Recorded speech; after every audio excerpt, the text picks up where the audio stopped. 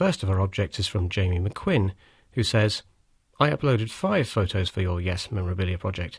The 3 ticket stubs are from the first 3 Yes concerts I attended in 1976, 1977 and 1978.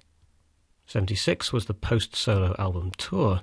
They were still performing Ritual from Tales and Gates of Delirium from Relayer. 1977 was the Going for the One tour. 1978 was the Tormato tour, in the round. I used to have t-shirts and programs from those tours as well as other shirts, but a few years ago I got into a de-stuffing mode and sold off a lot of my memorabilia on eBay. Some guy in Japan was paying $80 for my t-shirts. The 2 recent photos are of me in my concert tee from the 2012 show in Philadelphia. I took my girlfriend to her very first Yes concert, and she bought me this shirt. She's now my wife. Do I know how to pick them, or what? Thanks, Jamie. It's fantastic to see how you have preserved the tickets. They are clearly treasured items, so it's very kind of you to share them with us. It must have been fantastic to have experienced such a wide range of different versions of the band. It's a shame about the items which have now gone. There must be countless Yes fans out there with stories about the ones which got away. I also took my wife to the Open Your Eyes tour in 1998, when she was pregnant with our second son. She hasn't decided to join me at a Yes concert since, at least not yet. However, I do have high hopes for my son, now he's a bit older, that he also becomes a fan of the band. Barry was up next, and here's how he explains his upload. Hi Kevin, I uploaded a pic of my very first ticket stub. The first concert I ever attended was Yes in June of 1979, Tormato Tour, at the historic Spectrum in Philadelphia, PA. Notice that the price was a whopping $7.50. It was an awesome show and began a lifetime of great music and live shows. Thanks for all you do with regards to Yes and for putting this together. Peace, Barry. That's a fantastic ticket, Barry, and of course it's from my personal favourite phase of the band, the much-maligned Tormato era. It must have been fantastic to hear the band arguably at its zenith. Just think of the albums which led up to this point, and the concerts also featured tracks from the latest release, close to my idea of heaven. Thanks so much for sharing, Barry. Next, it's really exciting to have a photo from prog maestro Joost Maglev. He writes, Hi Kevin, thanks for the invite. I uploaded a pic of me and my Rickenbacker 4001 CS bass guitar. It's a limited edition signature bass created by the company to celebrate Chris Squire. It has the same colour and specs and is basically a clone of Chris's 4001 bass. You can see Chris explaining a bit on the bass here, and he includes a YouTube address which I'll put in the show notes for this episode. I bought this as a school kid in 1996 after having been a big Yes fan for 5 years from some of my own saved money and some of my mum's. It was already second-hand. I didn't get the matching flight case and certificate, but I didn't care. I used it as a player's bass all the time on many gigs and recordings throughout 1996, up to around 2008 when I joined Galanor and started using 5-string basses more and more. The instrument has incredible sound and is easy to play. The neck is so thick it feels great. The thing looks great as well. I still use it for recording sometimes. One of the tracks of our forthcoming xXx album, Loop, has been recorded on Rick. You can see a video, though not a specifically good one, of me playing the bass in my old band, Slightly Spring, here. And there's another YouTube link I'll add as well. Cheers, Joost. I absolutely love the photo of you and the Rickenbacker, Joost. It's a great shot, and thanks so much for sharing the story. Another great supporter of the podcast is Ken Fuller, and he was kind enough to add the following. Hi Kevin, just uploaded a couple of photos. My Roger Dean print of the Relayer cover with John Anderson's autograph, my limited edition serigraphs, 161 out of 1,000, of Dean's Dragonfly logos, and a few ticket stubs from just a few of the more recent Yes shows I've attended. Cheers. Those are absolutely beautiful framed masterpieces from Dean, Ken. That's the kind of thing I'd love to have up in my own home. Perhaps I should commission some Roger Dean wallpaper. Maybe there's some out there already. And here's how Ken describes his final upload. Bill Bruford signed this CD cover for me when I saw him and Earthworks at the Iridium Jazz Club in NYC a few months before he retired. I had seen Bill play with both ABWH and Yes, the Union Tour, but this time was quite different. I had enjoyed one set by Earthworks and decided to stay at the club for a second, different set. Most people didn't stay, so I found myself with 1 or 2 others, sitting alone for a while. I went to the bar to get a drink and was delighted when Bill and the band joined me at the bar. We started chatting and Bill remarked how nice it was to chat to a fellow Englishman in New York. I explained that I lived there and said how much I had enjoyed the set and decided to stay for the second. Naturally, they were selling CDs, so I bought one and asked if he would sign it. And here it is. It made a great musical evening, very special indeed. Ken, that's a fantastic story and a really special event. It's musicians like Bill who restore our faith in humanity. He is a true gentleman and amazingly down to earth after all he's experienced and created. In some ways, that's how I found Tom Brislin as well. The Yes family is full of generous folk. It was also great to receive photos of some special items from our Australian friend and prog rock legend, Ben Craven. Firstly, it's a poster with a typical Yes story. He says, "This is my autographed tour poster from last year's show in Sydney. Unfortunately, only tour posters from 2009 were available, so it's the wrong lineup, signing the wrong poster, which is perfectly appropriate for Yes." Next is another poster, and Ben says, "The Full Circle tour from 2003, John, Rick, Chris, Alan and Steve. What more is there to say?" Finally, I managed to persuade Ben to take a snap of one of the items he mentioned in an interview he did for the YMP. He concludes with the following. "The signed Rickenbacker 4001. I only took the pickguard with me to the show, so I bet Chris thought it would end up on eBay. But now I'm too scared to play it. It's heard on my track Nobody Dies Forever." Do take a listen to that song by Ben, and not only to hear the bass, it's a fabulous piece of work, as is his whole album. Find them at bencraven.com. What a start to the project. Thanks so much again to those who sent in the images and shared their stories. I loved receiving every single one of those. Next, I was delighted to have the opportunity to meet longtime Yes fan and photographer Jeremy North, virtually via web conferencing software. This meant we could share his artefacts, and I could record our conversation for inclusion here. Here's how it went. Okay, so as part of this memorabilia episode, I've been able to talk to Jeremy North tonight through the magic of WebEx, the web conferencing software. So good evening, Jeremy. Good evening, Kevin. It's great to talk to you. Now, in fact, you live quite close to me in the UK, don't you? Just down the road. Yeah, it's about 30 miles, I think. So it's slightly bizarre to be talking over the internet, but anyway, it gives us a great chance to have a look at these items that you've sent in, and thank you very much for sending these in.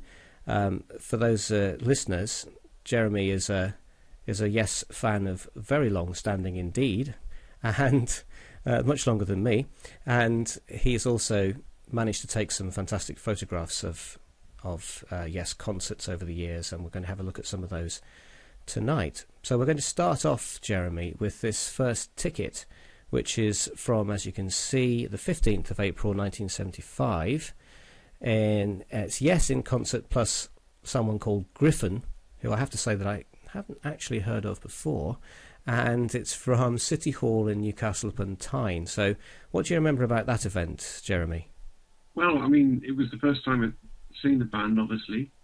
I remember just being amazingly excited about it because it was just several months before Relay had come out, which was the first album that they'd brought out since I got to know them.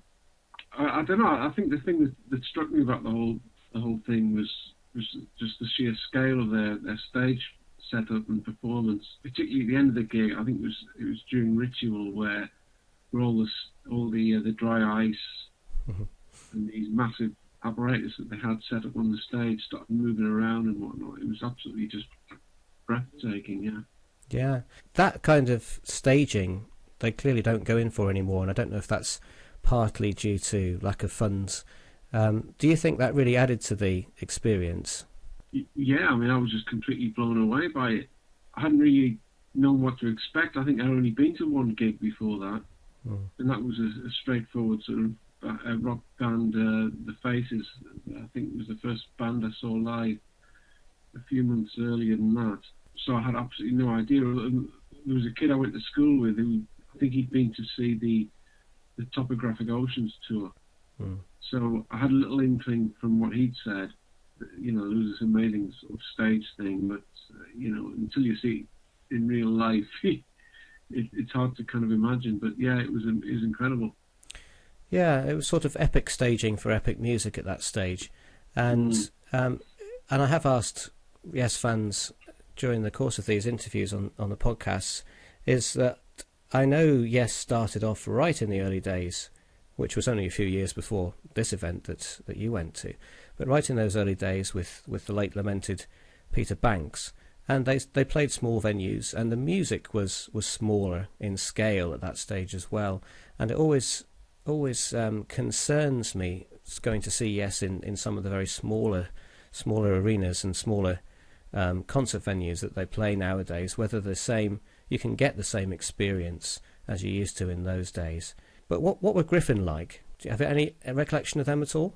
Not a lot. I mean, they were a folk rock band.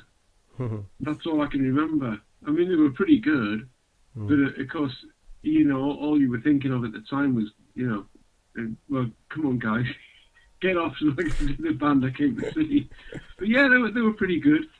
Yeah. It was like an English folk rock thing that maybe some others would kind of imagine. Right, and it cost you the princely sum of £2.20 in those days to go and see Yes. Incredible, wasn't it? Not anymore. Well, moving on to your second ticket here, and this is the 16th of April 1975. Yeah. So you went again really quite soon after. Well, it was the day after, yeah. How did that come about? Well, I can't remember exactly how I went about it, but basically I just bought a ticket for the 2 nights they were at the City Hall. And I knew the first night that I couldn't, I had to leave about when the encores came on because I had to get the last bus home. Right. But the second night, this one that you just flashed up, I stayed for the whole thing then because for some reason, I think I was able to stay with a friend or something who lived in Newcastle because I lived, right. about 10 miles away. Right. So that's how I got to see the whole encores and everything else. The whole but experience. It was the same concert. Yeah. Pretty well note for note. Yeah, and you also got to see Griffin twice, which must have been a treat. Yeah, they were okay. Yeah, they were decent. Yeah. Great. Well, moving on to your third piece of memorabilia here. This is a very nice cover of a programme with that fantastic Yes bubble logo in a sort of sunburst, purple and reds and yellows with a silhouetted in yellow bird in the background. So tell us about this one. That was the programme cover. I suppose I should have scanned the whole thing for you, which I could do, but I thought this would just give you a kind of overall picture of it. I mean, inside, you've got the usual biographies and so on of the band. Probably nothing that unusual, really. But it's a fantastic object to have in your possession still after all these years. Yeah, well, it is, but it means thanks to your podcast that I kind of resurrected it, in effect. I mean, it was like lying dormant for all these decades. Yeah. And it was when you put out the call to send stuff that I thought, well, I'm sure I've got it somewhere. I knew I had it, but yes. I was able to dig it out, yeah. It's interesting, actually, in the collection of memorabilia that's been sent in, or rather photographs of it, some of which is from, as yours is, from the attic or in boxes or so on, and it's great to get it out again, and some which is still on the wall on display. So it's interesting the variation. Okay, so going on to your next ticket, Empire Pool in Wembley. So this is down the other end of the country from the first one, and this was jumping forward now to 1977. And cost over twice as much, £4.25 to go to this one, and this time to get the train. Cool. Yeah, the train. I remember this one. And supported by Donovan. And to be quite frank with you, I've not got a lot of experience of Donovan, so perhaps you can tell us all about this concert. Well, my only experience of Donovan was hearing him singing Mellow Yellow on the radio when I was a kid. Ah, yes, of course, that was him. Yes. And then of course this. Yeah. I mean, I think he sang that. Yeah, he did his little bit at the beginning. It was just him and sitting down on a chair, if I remember right. And then he was like, "Come on, Donovan, get out of the way." So this is a very important moment for Yes, because this is 1977. So we're talking about going for the one of the greatest works of progressive rock of all time, so that must have been quite something to see. It was. Actually, I've got a funny little story because I think I met some friends of mine who said they were going to go to the gig, Right. And I thought, oh, actually, I might just try and get there then. I didn't quite fancy going all the way down to London on my own. So I booked a ticket quite late, if I remember rightly. And so when I met up with them and we went down on the train, they said that one of their friends hadn't been able to come, so they had a spare ticket themselves. So when we got there, I remember going to the box office just to say, well, which is the closest? The one they had or the one I had? And he went, oh, yeah, yours. I mean, it says Block C, Row 2, but that didn't mean anything. I think No. Block C could have been a mile away. And it ended up, I was actually in front of the band in the second row, so I was really chuffed about that. Fantastic. That was fell on your feet on that one then.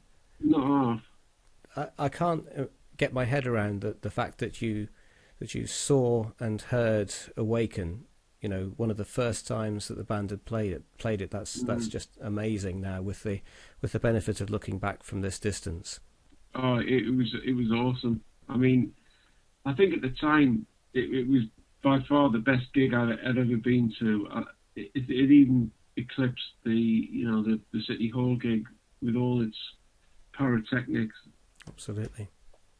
And here's the very memorable program cover there from the world tour, as it says. And interestingly, they've used the Yes Shows logo there at the top, which they've used several times actually, and we'll see that a bit later in another program that you've photographed for us. Special guest Donovan. It's slightly odd, this one, because in a way, if you didn't know about these things, you could look at the front cover of this and you've got the man there standing in front of the skyscrapers, but rather less of the man than on the album cover itself. Yeah. And it says special guest Donovan just under him. You could imagine that that's Donovan, couldn't you? I suppose, yeah. It's a bit strange when you point that out. But now this of course was one of those fascinating aspects of the band, because this was the last of their so-called main sequence albums, but it had a completely different visual identity. Was the visual identity something which you hooked onto as well at the time? No, I didn't like it. I was expecting another Roger Dean cover. But to see a naked bloke showing his backside in front of I wasn't having that. No. That's the worst thing about this album, to be honest. Yes. That's probably the only bad thing about it. Perhaps they should go back now and put something else on it. Well, it's probably a few decades too late, but yeah, it was weird. I mean, given that as you pointed out so many times, there's something inextricable about the relationship between Yes and Roger Dean. Yeah. And to have this thrust at you, it was a bit much. Yeah. All right, then, moving swiftly along, we've jumped forward another year. We're now in 1978, back at Wembley Arena though, and £5 for this one, interestingly, and it looks like you're significantly further back, you're north upper tier. So this is a lot further away this time. It was. This was the matinee concert, I think, on the Saturday afternoon. Yeah, 3:00 it says, yeah. And of course, the BBC broadcast the evening gig on Radio 1. That's which right. Somewhere I recorded that on the old C120 tape. Yeah. But no, this one, I hitchhiked to get to this gig. Right. In fact, I think I might have hitchhiked down and bought the ticket when I got there. Right. I don't think I bought this in advance. I think I just went down on spec and just went like that. And I mean, obviously got well, it looks further back. Well, obviously it was further back because it was in the second row in the first, the other one. But because they had the stage in the middle of the arena, obviously nothing was as further away as it would have been had they had the setup from the year before. So it wasn't too bad, actually. I was looking down on the stage from my seat. So the famous in the round situation that they developed there, and this was of course 78. It was the end of the Wakeman, the first Wakeman era. And what did you think of Tormato when that came out? Well, I liked it. I mean, it was Yes, wasn't it? But I don't know. It's difficult to kind of sort of home in on my initial thoughts. I mean, there were some tracks that I remember quite liking. One I think that you have perhaps criticised, the Circus of Heaven, which I thought was quite cute with John Anderson's kid on it, and things like that. Tremendous to hear the Chris Squire dominated song. Yeah, I suppose it's a little bit mixed. Yeah. Compared to the others. Yeah, I can see that. And this now takes us on into a different era of the band, because this is the programme for the drama tour with Trevor Horn, of course, and current incumbent Jeff Downes. That must have been quite a shock. Yeah, it was. I mean, it was. Oh, by the way, some of these scans of this one and the other programme, because my scanners only goes up to A4. I've just sort of scanned it as I could, because the programmes are a bit wider. Right. Anyway, going back to it, I suppose it seemed quite a good shoe-in that they were looking for a singer and a keyboard player to get the Buggles. But I remember this gig, there was a little bit of shouting for John Anderson. Yeah. When they came on, but it was okay. I mean, they made a good fist of it. Yeah, if I remember correctly. It seemed a bit strange, but yeah, it was a decent gig. Yeah. Well, certainly the recordings that I've seen of those concerts, they do pretty well. Okay, so here we are back at. So that one was at City Hall then, back in Newcastle. Yeah, I was back up there again. Yeah. Near home. Completely some kind of oil stain, I think, or whatever it is on that ticket. Yes, that's right. Well, it's fairly old. And interestingly, the price has dropped. I wonder if that's the size of the of the venue, or whether that has something to do with the fact that the original members, some of them had left. Interesting. No idea. Now, this is an very interesting historical fact, is that here's John Anderson on his British tour of the 80s. And if we look at the ticket, which is next, this is December 1980. So you saw John Anderson at the same time as you experienced the Buggles playing the Yes stuff on drama. And interestingly, I heard a recording just yesterday of the New Life Band and John Anderson in concert, and they played a Yes medley on the recording I heard. But the rest of the concert was really not very much like Yes at all. So what was that like? It was brilliant. I mean, I saw the Yes drama tour a week earlier, but this was far more enjoyable. I was quite surprised. I mean, there was no stage antics or anything. It was just John Anderson and his band playing with a fairly kind of standard kind of lighting setup. There was nothing fancy about it at all. But he was awesome. Right. I think he was touring the Song of Seven album, which is a very nice record. I don't remember, to be honest.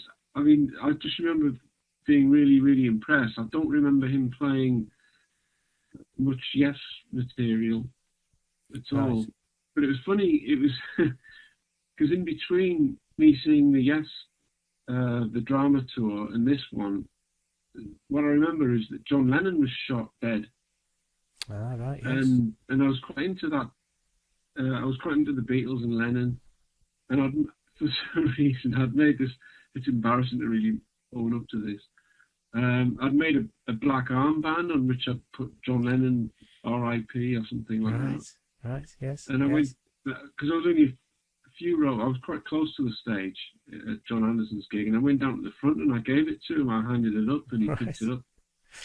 This little thing, and of course, because it was such a big deal, John Lennon being shot, he mentioned it, a little tribute to John Lennon during his little chat. Right. But he was amazing. He was excellent. I mean, it was far better than the drama gig. Well, I don't think I don't think Trevor Horn ever really felt like he should be the lead singer of Yes on tour.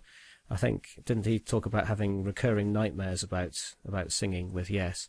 Mm-hmm.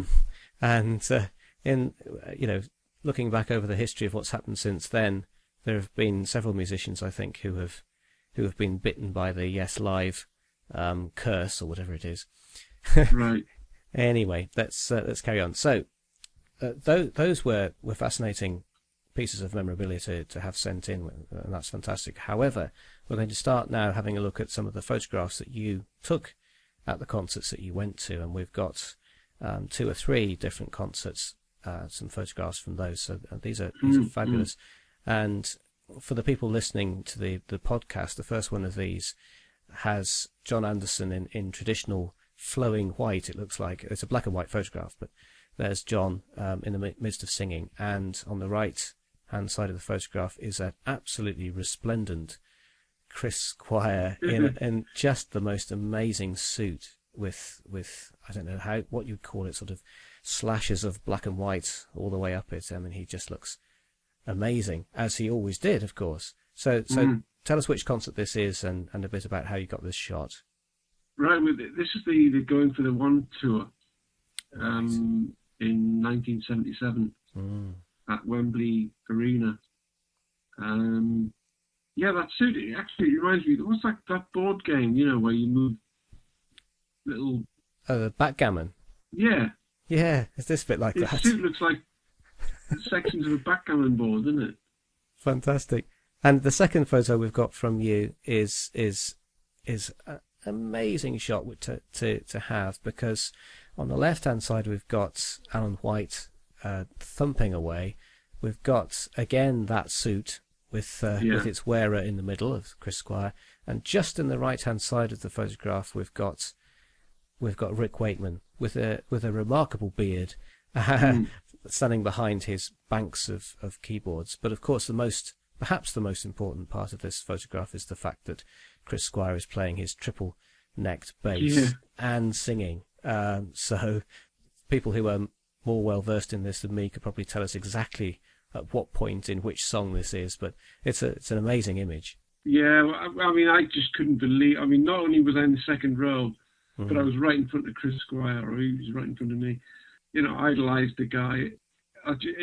For me, I was just blown away, really.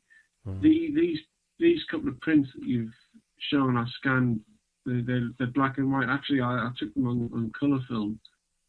And then I had access to darkroom, but only black and white. So these are little like cropped enlargements from my colour negatives.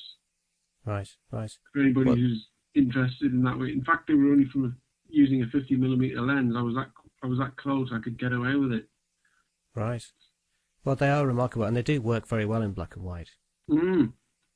But having said that, the next photo that I'm moving on to now is in colour, and it's in the round. So I'm assuming it's the Tomato tour. This is the year later, yeah. And this is lovely because it shows the scene before the band come on, and in fact before most of the audience have arrived. Yeah.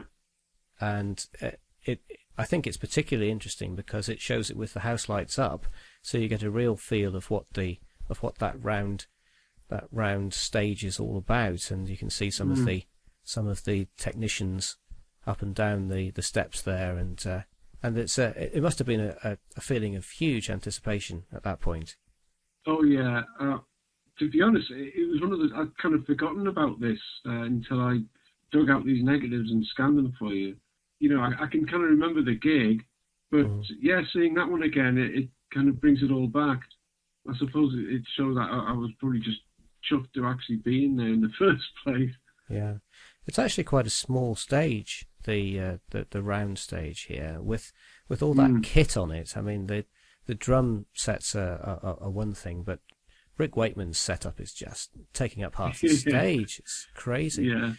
Anyway, I was going to say it looks smaller when you see it from when it's all lit up than when you kind of on the action when they're on the go. So moving on now to them in action, a great shot. The next one, and we've got Howe, who's in typical pose, sort of axe hero pose there. Anderson playing some cymbals and bits of percussion. Yeah. Alan White with the most amazing, stupendously ridiculous drum set I've ever seen in my life, with reds and blue on the toms and very strangely shaped sort of scooped effect on the toms there. But this is taken right from behind Rick Wakeman, so he's got one hand on one keyboard and the other hand stretching across to another one. It's a really dynamic photo. I think Alan White's drum kit was the same as the one he had on the Going for the One tour. I remember seeing, I think it was a Yamaha kit, right. with those kind of trumpet-shaped, the flared drums. For this one, I think from my seat I could easily go down this flight of steps. Yes. And shoot straight on from like a position hanging over a railing or something. And I had a 200mm lens by then, right. So I could really crop quite closely. I think that this is a full frame of what I shot. That's great. We're going to have to move on swiftly through these because we've got lots of these, but they're all fascinating. The next one, we've got John Anderson bathed in red light, standing up in the middle on that sort of disc that he stands on there, playing the guitar. And the reason I put this one in is that I really like the shot of Steve Howe with his pedal steel there, and he's bending down over that, playing away. Really nice shot. And then the next one, also a completely different kind of light in this one. It must have been a much more energetic part of the show, I think. And there's John Anderson this time still in the middle there, standing up on that raised area with his hand aloft, and really nice pose he's striking there. I think that artwork on the dais where John Anderson's standing, I think it looks a bit like something from either Elias or the Song of Seven. I have a feeling it's something related to him. And it's similar, isn't it, to the design that they used for magnification. And I'm sure there are lots and lots of Yes fans out there who'll be able to tell us immediately what we're struggling to describe here.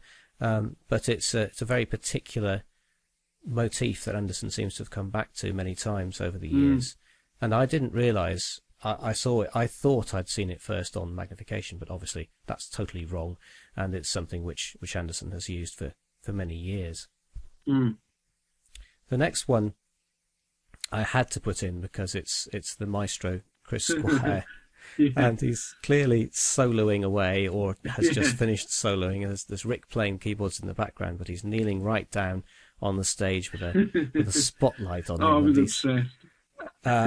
He's just such a performer, and in those solo sections that he has, he just plays the crowd brilliantly, doesn't he? Fantastic stuff.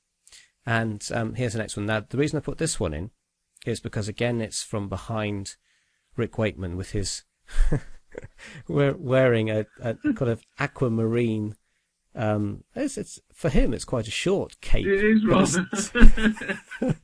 It's still a cape, and Chris Squire wears some bizarre outfits, but Rick Wakeman really takes the biscuit, doesn't he, with his outfits? And anyone to have just the strength of personality to stand up on the stage in a flowing cape is just brilliant. And it also gives you a very good view of all his keyboards there. A really nice shot again. I can see he's got a tambourine on top of the piano there. And amazing to see that the amount of kit there. I was talking to Tom Brislin about this last week, and when Tom took over keyboard duties for the magnification tour, John Anderson wasn't keen for him to use as many keyboards as Rick Wakeman and so on. And as Tom put it, that Rick used so many keyboards and there were so many problems with them that I think the rest of the band just got so annoyed with him that when they had the chance, they said, look, just use the bare minimum. Were you ever at a concert where things went wrong with the keyboards? No. I mean, I saw Yes, 1, 2, 3, 5 times? No, I never saw any problems. It's amazing that they managed to keep them going at all. But I heard stories about gigs going all haywire with people like, Emerson, Lake and Palmer, and Yeah. Keith Emerson used to ram stuff in the back of his. I don't know, Oh yes, he used to stab them with knives and all sorts, didn't something he? like that. Yeah. And Jeff Downes was tweeting a few weeks ago, before his tragedy, that he'd got hold of one of the original Keith Emerson machines. Oh yes, yeah. I remember you mentioning that. People were asking him if he's going to play it live on this tour, which I don't think he is, and whether or not he was going to stick knives in it, but he said not. Yeah, it was full of cutlery or something. Yeah. Yeah. So the next shot here that I put in is a lovely shot, because it's got two spotlights picking out Steve Howe with that pedal steel again, and it's a lovely shot with him silhouetted there. It's really nice. Okay, and just the last shot that I've picked out from this concert is the band leaving at the end. I don't know whether they were about to come back on for an encore at that stage. Do you remember? Well, they did, yeah. I mean, they did obviously come back on and play Roundabout and something. I think they played a couple of encores, but I suppose it was a bit different because they had to actually walk away from the stage as opposed to disappearing behind it, off stage, left or right. They had to walk back through the crowd, I guess, to leave and get back. But yeah. So here they are walking off the stage in single file. I suppose they had to do that as well if the stairs were narrow, and waving to the crowd. But the reason I picked this one really was for the array of guitars, Steve Howe's guitars there, from a tiny little mandolin all the way up to his Gibson and that's Vocalia or whatever it is, that Portuguese guitar, all sitting out there, and there's a Telecaster I can see and various others. And it's just, I don't know if he was trying to outdo Wakeman just by the sheer number of instruments. Yeah, but I think that one on the right next to the telly is a Rickenbacker, isn't it? Yes, I think it is. Great, fantastic shot. And then we move on to something completely different, and this is a shot that I cropped for my technology episode, because it's from the 1980 tour, from the Buggles drama tour, and we've got three musicians in the shot. On the right hand side with his traditional 1980s glasses is Trevor Horn. Next to him in the middle of the stage at the back there is Jeff Downes with, again, his traditional setup on three sides of him, the keyboards. But he plays most of the time with his back to the audience, which I always think is quite strange. Yeah. And then just a token original Yes member is Steve Howe on the left-hand side, and that's a Telecaster I think he's playing there, isn't it?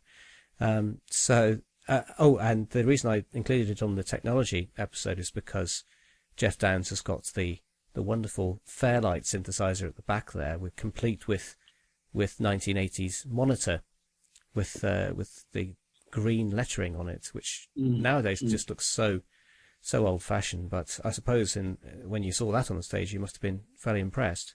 Well, I guess it was a completely different setup. I mean, the fact that he's not behind the keyboard, he's in front of him, is a bit strange. Because Jeff Downes was a Durham lad, I think. So for him, playing Newcastle was kind of a local gig. Yes. As I've said to you, I've got a bunch of these photographs from that one, as well as the Going for the One tour. I haven't been able to dig out the negatives, so I haven't sent you everything I've got from them. The other thing here, of course, is to note the change in costume, because we've got Jeff Downes. I mean, really, if you'd had enough of Rick, then Jeff must have been quite a tonic, because he's got dodgy shorts, the white shorts, the white socks, some kind of red or pink T-shirt, and sweatbands, white sweatbands round his wrists, and the very sort of relatively smart-looking Trevor Horn there with his jacket and trousers and a black, some kind of black top on. So something rather different for Yes, and I suppose that just typifies the different approach of the if I remember rightly, I think Chris Squire was wearing some kind of long blue, I think it was blue, like some kind of satin jacket or something. It was certainly not his backgammon styly suit. It was a bit more kind of glam looking, but yeah. Interesting. Okay, so that's the end of the photographs that we're going to see at this stage, actual live photographs, and we'll move on to just 3 additional items of memorabilia. So this is, at first glance, not quite sure what this is. So can you tell us about this red disc? Well, and I remember the day it was probably the day that Going for the One came out. I went into Newcastle to the main record shop, which was called JG Windows. There's an arcade in the middle of the town there, and when you buy an LP, usually they just pull it out of the sleeve just to check it's the right one. And the guy said to me, he says, "Oh, you're lucky, you've got a red one." Right. And to be honest, I didn't know what he was talking about because it looked black to me. But obviously, when he was pulled it out of the sleeve and he picked it up, maybe he looked through the light or something. So it looks dark like a normal record, and it wasn't for several months. I don't know how long it was. A long time afterwards. One day I was getting it out the sleeve to play it again. I played it to death. To be honest, it was awesome. Anyway, then I realised that when I held it up to the light, I realised it was dark red. So this is a scan of the LP just to show that it is red in colour. Yeah. Yeah. Well, we can see on the next photograph that's is that the same record then? The next photograph. It's the same. I just scanned it again, except I scanned it from below as opposed to sort of scanning it as a transparent object. So it just looks like a standard. Usually. Yeah, a standard. It just looks like a standard copy of Going for the One. Yeah. Yeah. Remarkable. And this is the one from whenever it was, 1977. Yeah. Yeah. Okay, and the last item we've got from you is as a Yes badge with the traditional. This is a kind of light blue aquamarine type Yes logo. And when was this from? Right, well, this was from the first gig I went to from 75. This was the Relay tour. Mm-hmm. And fortunately, I bought 2 badges, and I gave them to my best mate at the time. He still is my best mate. And I gave it to him, and one day we were out and about, and I lost mine, and he gave me the one I gave to him. Right. So I got it back, yeah. So this is from 75. Great. And Great. Yeah, it's a really precious object in a way, really, yeah. Yeah. I love that logo. I always loved. In fact, one of the things that drew me to Yes was the whole artwork thing. Yes, yeah, absolutely. And as I've said on the podcast before, it's bizarre that Yes's music is synonymous with prog rock, but also the visual identity is if you showed the man or woman in the street a Yes logo, they'd think of that strange progressive rock stuff. I used to go to record shops, and I just looked at the covers. I remember Yes songs just absolutely blew me away. Well, I did the same thing. As soon as I knew about Yes, I went into record shops. And of course, in those days, there was no way of hearing the stuff before you bought it. And I bought various albums from different artists just because the cover looked a bit like Yes. Mm. So, as you say, a precious item and a nice way to end this chat. Thank you so much for sending all those photographs of those things in, and I'm going to make available on the show notes for this episode all the photographs that you've sent me, because I think they really do deserve a wider view. So thank you very much once again, Jeremy. Well, no, thank you, Kevin. I mean, it's thanks to your excellent podcast that I kind of decided to go and dig into the old archive and bring all this stuff out. It kind of reawakened my interest. Yeah, fantastic. Hello and welcome to the Nerve Centre of the Yes Music Podcast. It's possibly not quite as impressive as you thought it might have been, but anyway, my contribution to the memorabilia episode is going to be the following items, which mean an awful lot to me. First of all, something I've added to the blog once before is my Yes mug. There's a close-up. My Yes mug from the 2003 tour, Full Circle tour, which featured, of course, Steve Howe, John Anderson, Chris Squire, Alan White and Rick Wakeman. It's very special to me. I used to use that to drink out of, not anymore. And that sits in front of me as I record every episode of the Yes Music Podcast. Second thing which is very special to me is a very recent item, Scott O'Reilly's Yes and Philosophy book. It's fantastic. I read the book on my Kindle app on my phone first of all, but it's really special for me to have an actual printed copy of this book because of course I interviewed Scott for the podcast just a short time ago. So there it is. Get yourself a copy of that book if you haven't got one already. But by far the most special items to me are also connected with the podcast, and there's some items that Michiru Kuruma sent me all the way from Japan. I was delighted to receive them, as I mentioned in the podcast at the time. So here they are. There's a little 2011 Fly From Here keychain, which is lovely. There's this fabulous t-shirt, which you've already seen once on this memorabilia episode, the Fly From Here tour t-shirt. I didn't manage to get to the Fly From Here tour, so I'm absolutely delighted to have that. And on the back it's got the dates from the Far East part of that tour, leg of that tour.